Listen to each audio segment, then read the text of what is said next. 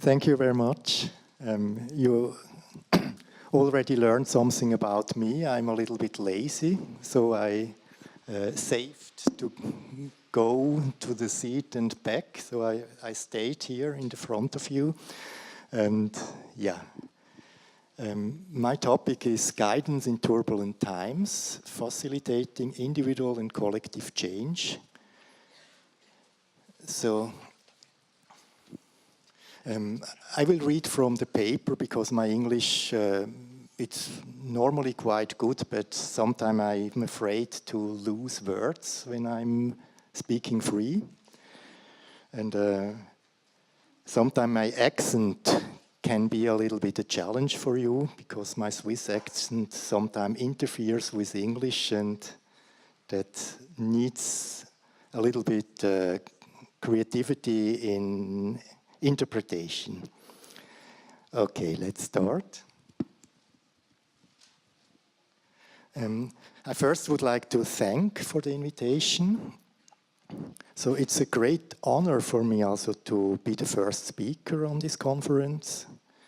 And I'm not a scientist, but a practitioner who has been working on the interface between individual and collective change for over 30 years. So you cannot expect studies or current research results from me. This will be contributed by other speakers later in the conference. After reading the description from the other lecturers, I was a little bit afraid if my topic will be maybe a bit outside the box. But personally, I'm very much looking forward to intensive and fruitful discussions. So, yeah. The topic of my presentation is the mutual interdependence of individual and collective change. As a tool to describe this interpretation, theories of networks are crucial. I refer mainly to the actor network theory, ANT, which is not a theory in the sense that it explains the why and how a network takes its form, but it is a useful method to analyze complex interdependence in an evolving system or structure. As consultants, we are constantly working with change processes. I would like to offer a look at the dynamic between the rapid changes we observe in the world of work and experiences, needs, fears, and opportunities of our clients. I hope that makes sense for you too. So let's start with a story. In 1988, surveys in Switzerland put ecology first when it came to the question of what troubled or moved people most. At that time, I published, together with friends and a small German publisher, a business directory containing sources of supply of products and services in the field of ecology. This was still in the pre-internet area, and the book closed the gap between people who wanted to do something to protect the environment, for example, to buy ecologically produced furniture, and companies which offered such products. So far, so good. After the book was published, many people called me and said, "It's great to have this book, but I do not just want to buy ecological products or services, I want to work in such a company or organization." 1989 was a period of full employment in Switzerland. All companies complained that they did not find staff. Above all, suitable or well-trained employees were very difficult to find. And at the same time, over 50 mostly well-educated people called me looking for a job.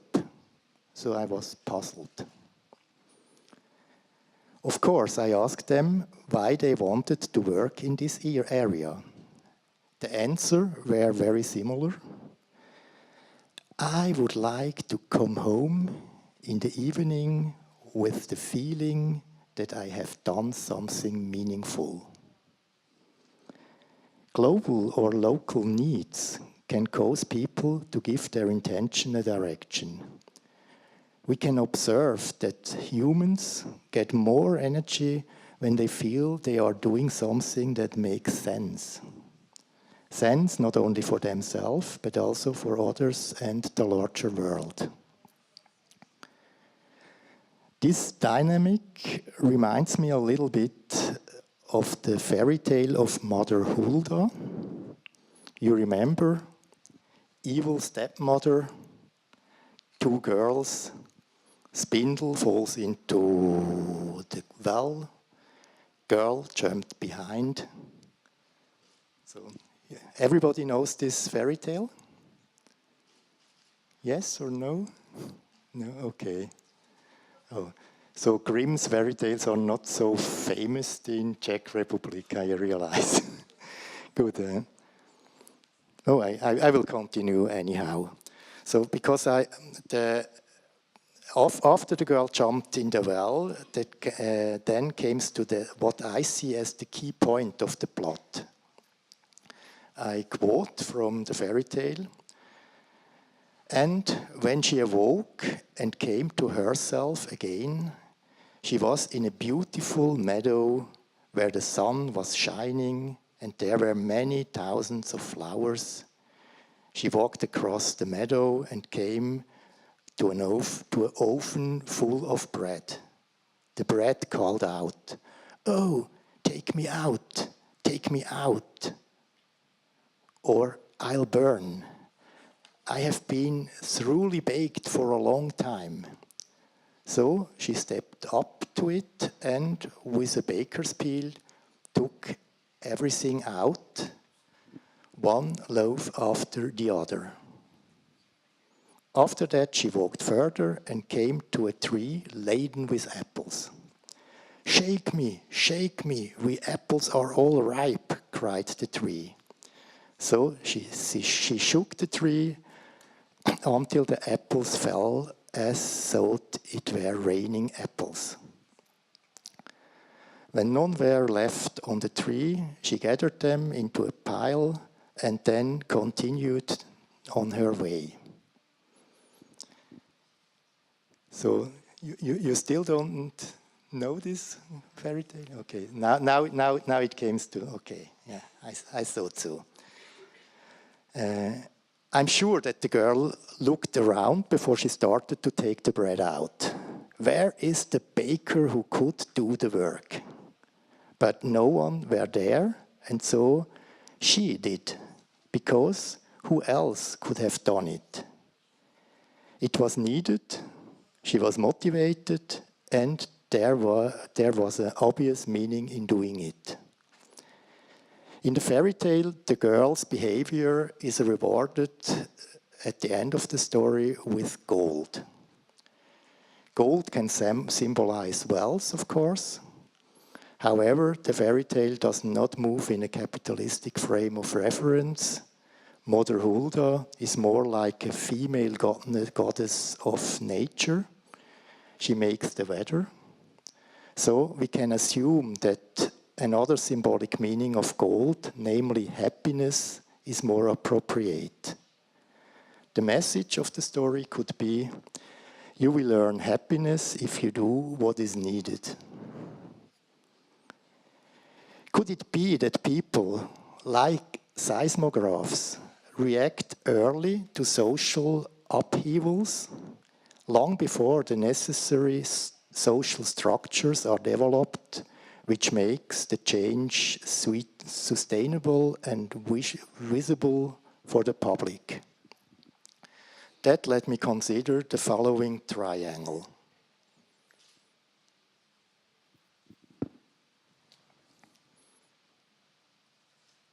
So, the story with the directory brought me into contact with the community of guidance counselors for the first time. As the project manager of this business directory, I was invited to a conference on career guidance and environmental protection. At this conference, we came up with the idea of an employment agency for the field of ecology, and because it was not implemented by the Federation of Career Counselors, we have founded an association that published a weekly job bulletin on the base of our address material. Our small association called Verein Öko-Stellenbörse got a lot of public attention. I gave more than 10 interviews for different radio stations, 34 print media published articles about our work, and even TV channels visited us twice.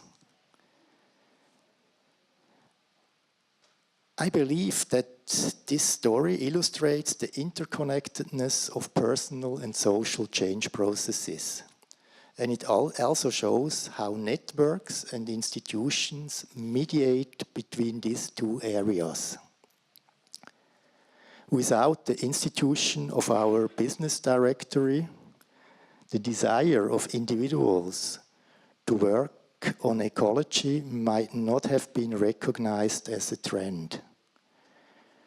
Without the invitation of the Federation of Career Counselors, the idea of an ecological job market would not have arisen, and without our association Öko-Stellenbörse, the topic would not have received so much media attention. With a side glance at the actor network theory, I refer mainly to Bruno Latour, we can also say that the personal computer, as he was perfected in the 1980s, was a major player in this network. Because a computer is not a person, Bruno Latour would call it actant instead of actor. As an address book of the size of ours would have needed a large publishing house 10 years before, since the cost for the address handling with a big mainframe computer needed to do this work in the 70s would have been huge. So,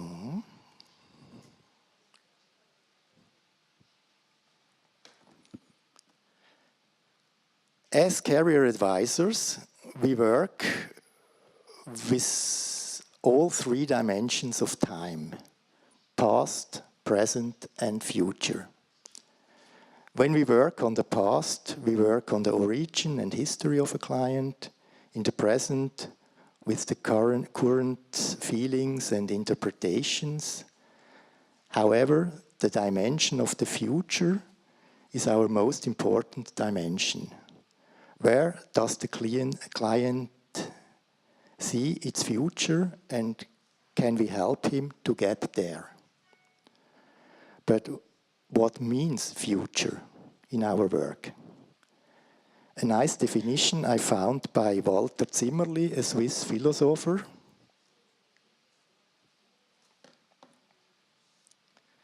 So, future is present plus hopes minus fears.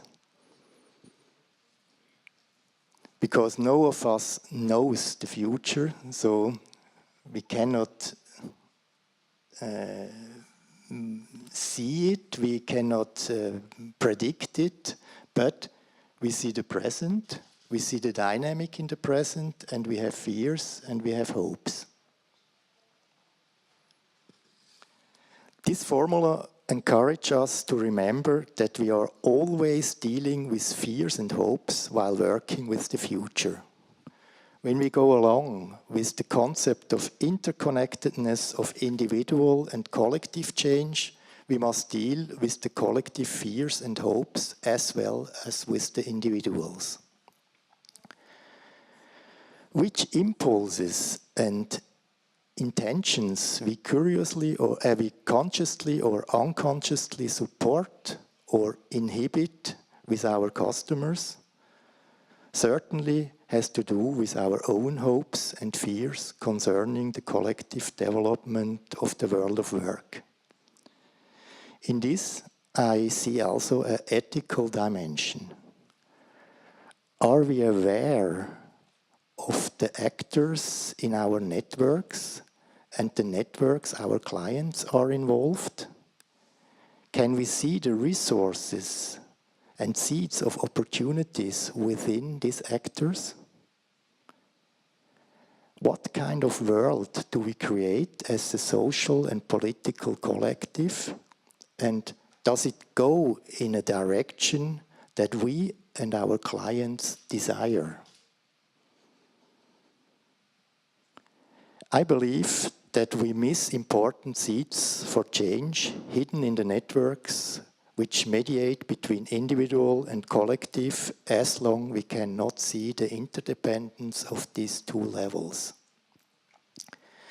If we ignore the possible impact our individual decisions and activities will have in our networks and in the world, we maybe tend to follow patterns which maybe moves us as individuals and as a collective in a direction we did not have intended to go. We then adapt to something that we consider to be an immutable future because we forgot to use the opportunities and power of our networks.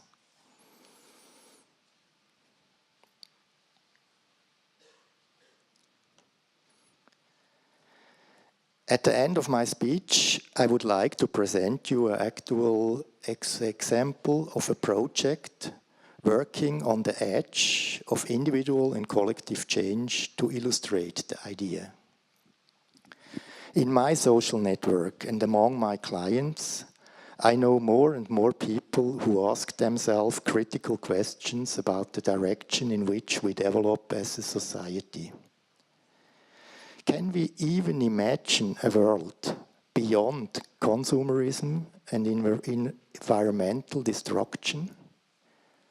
Are we happy with the increasing speed of technological development, which seems to exclude more and more people, leaving them as apparently useless?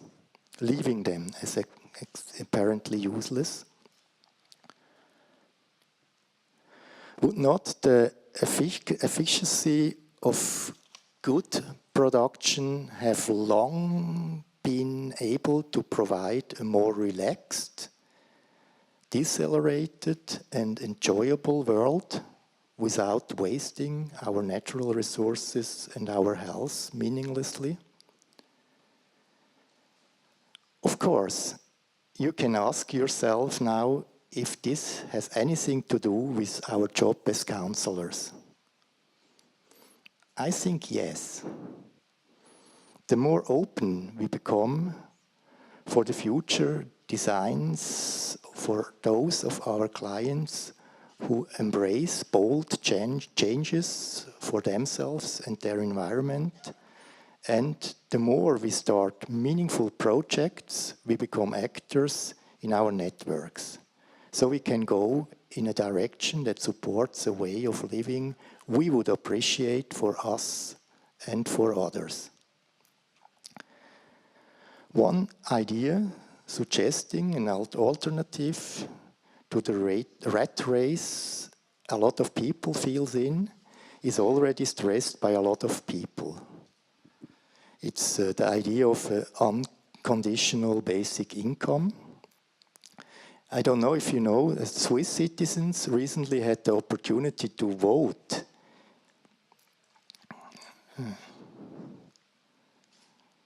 moment, to vote on whether it should be introduced or not.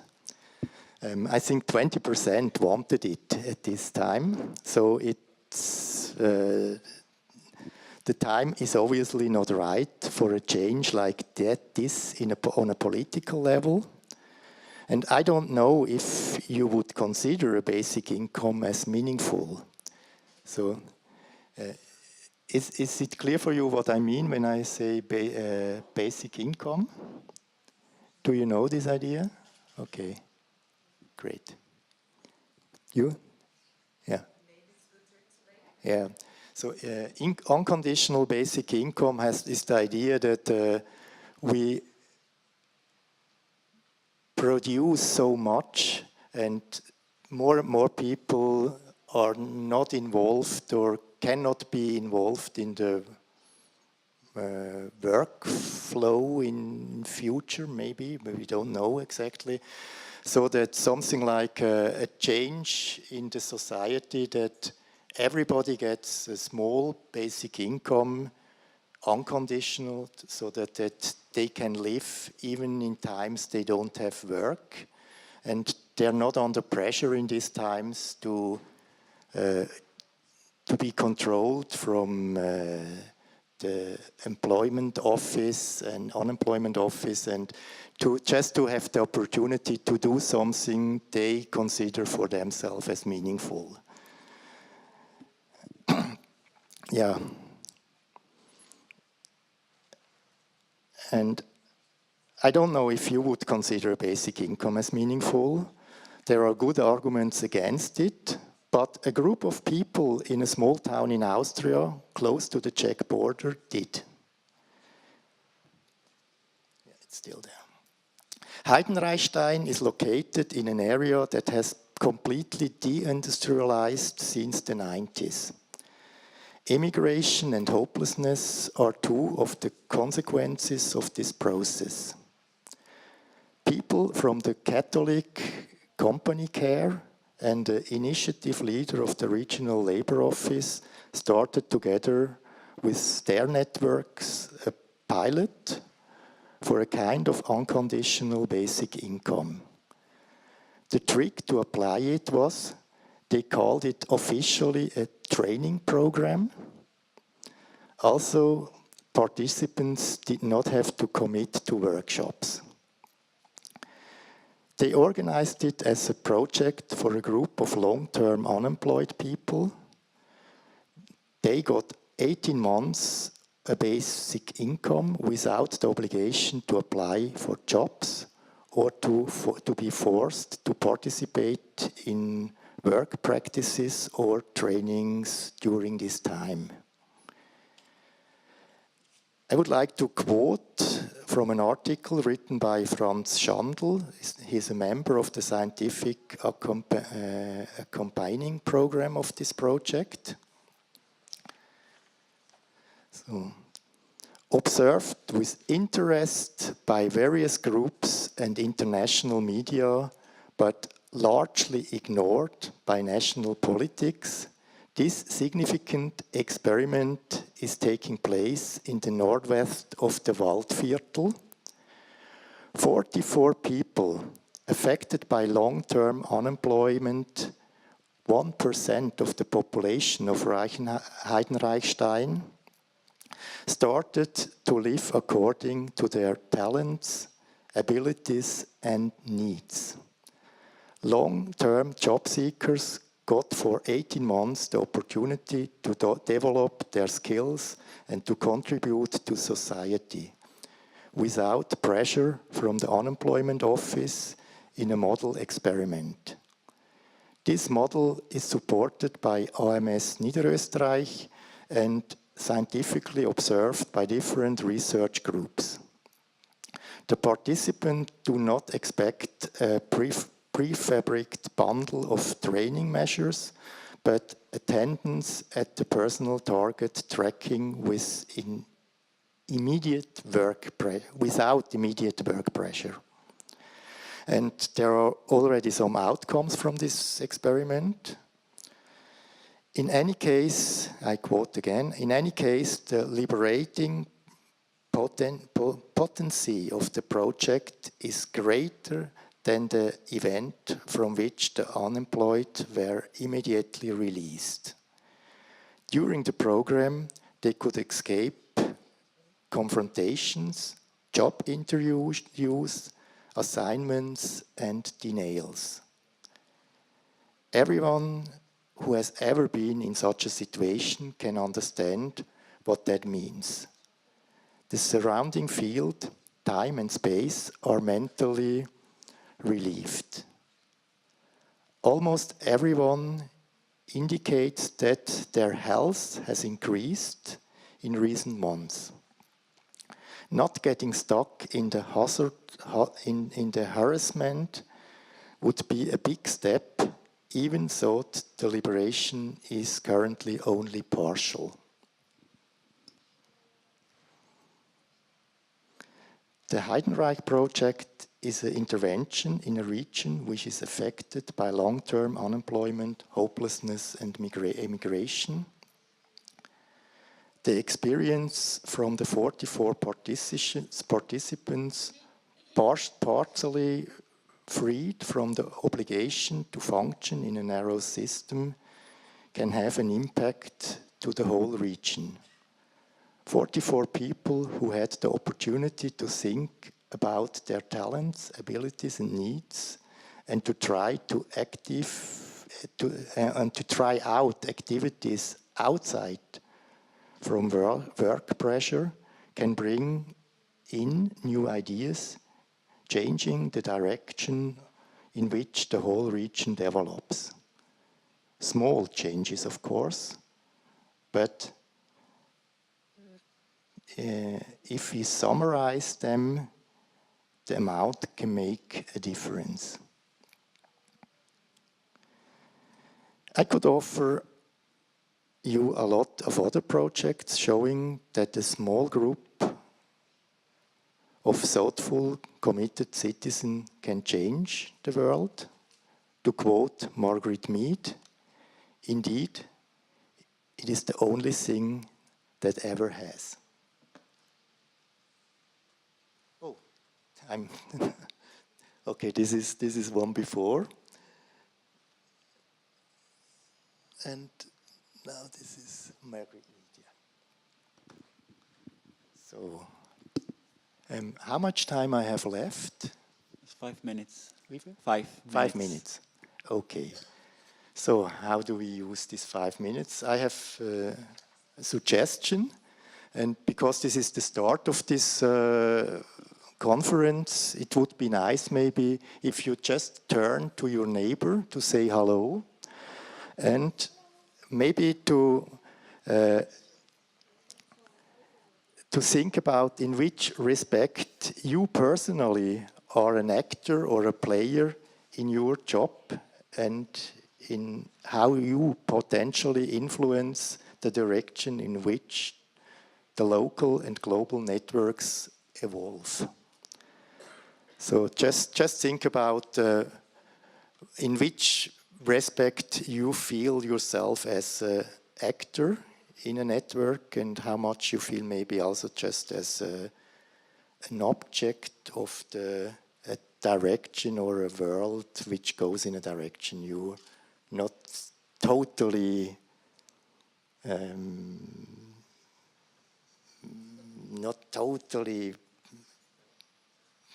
connected, I would say. Okay, just 2-3 minutes to murmur in small groups of 2.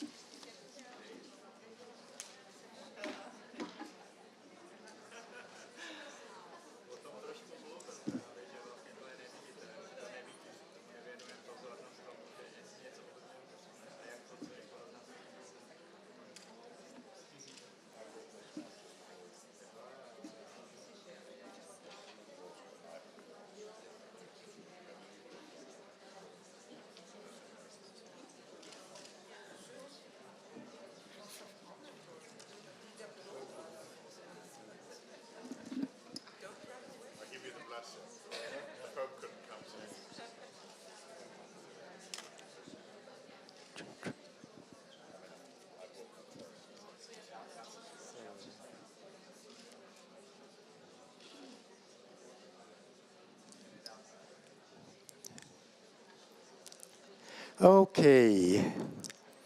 Since this is the beginning of the conference, there will be still a lot of time to discuss, and you can also approach all the speakers, and I wish you a fruitful conference, and I'm looking forward for any kind of ideas exchange and discussions.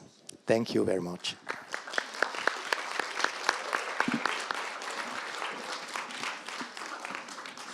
Thank you. Já moc děkuji. Nebojte se na cokoliv zeptat, kdykoliv, kohokoliv. I řečníků. Tím prokážete, že jste pochopili instrukci. Že jsme tady v neformálním prostředí i trošku. Takže máte někdo nějakou otázku na Tomase, ačkoliv utek?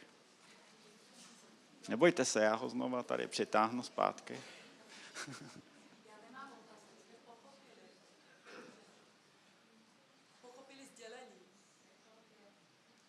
Výborně. Takže už to má tady přímý vliv tady. You have a direct influence to some participants in ecology behavior. Dobře, tak dotaz. Já mám jenom dotaz. Dobrý den, nevím, jestli tu někde Tomas je ještě. Well, Thomas, my question is, thank you very much for the presentation. I'm really, it's really interesting, and I just wonder if there's any evidence or observation. What do these people? What did they do actually? So did you mean the Heidenreich project? Yes. If they did something like voluntary work, contributing to the community, or is there any evidence or information about that? It's not yet published, so it's only a few articles are published. I can, if you are interested, I can send you the links. Yes, please. And of course, these 44 people did a lot of different things, and some stay in their misery afterwards too. But if I think one figure is already published, that the impact was not smaller than the normal OMS activities or projects. So it wasn't more expensive, and it wasn't less successful. Thank you. Děkuji za dotaz. Já jsem spoléhal na to, že někteří zkušení trenéři tady mezi diváky se zapojí do diskuze, protože sami to potřebují, když vedou svoje tréninky. Že Heleno.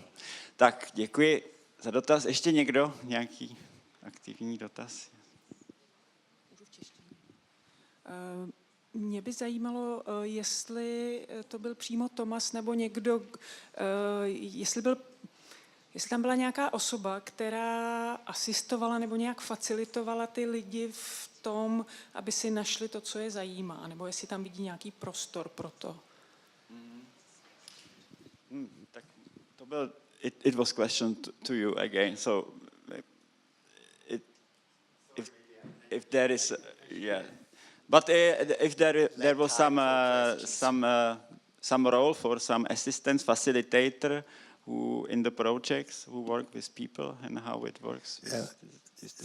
Again, in this Heidenreich project, I think a very interesting point was that it was 1% of the Heidenreich population who take part in the project, and another 1%, other 44 until 50 people accompanied the project as volunteers.